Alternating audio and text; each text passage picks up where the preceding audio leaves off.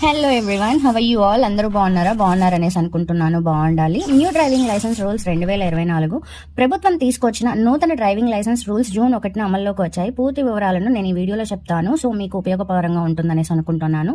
Driving licence పొందేందుకు మనం ఇక్కడ నుండి ఆర్టీఓ ఆఫీస్ చుట్టూ తిరగాల్సిన అవసరం లేదు. ఆర్టీఓ ఆఫీస్ కి బదులు ప్రైవేట్ ట్రైనింగ్ కేంద్రాల్లోనే డ్రైవింగ్ లైసెన్స్లను మనం తీసుకోవచ్చు. సో ఇది ఎలాగంటే రోడ్డు రవాణా శాఖ మనకి ఒక ముఖ్య ప్రకటన చేసిందనమాట. జూన్ 1 నుండి ఇది అమల్లోకి వచ్చింది దేశవ్యాప్తంగా. ప్రస్తుతం ఆర్టీఓ కార్యాలయాల్లో అధికారుల సమక్షంలో నిర్వహించే డ్రైవింగ్ టెస్టుల్లో పాల్గొని పాస్ అయితేనే డ్రైవింగ్ టెస్ట్ వస్తుంది. అయితే అధికారులపై రోజు రోజుకి పని ఎక్కువ అవడంతో దానివల్ల వాళ్ళు స్ట్రెస్ ఫీల్ అవ్వడంతో లైసెన్స్ ను ఇవ్వడంలో వాళ్ళకి కీలక మార్పులు చేశారనమాట.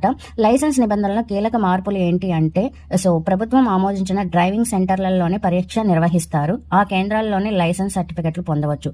అంటే ప్రభుత్వం ట్రైనింగ్ సెంటర్లలోనే, అంటే ప్రైవేట్ ట్రైనింగ్ సెంటర్లలోనే వాళ్ళకి లైసెన్స్ ఉంటే వాళ్ళు కూడా మనకి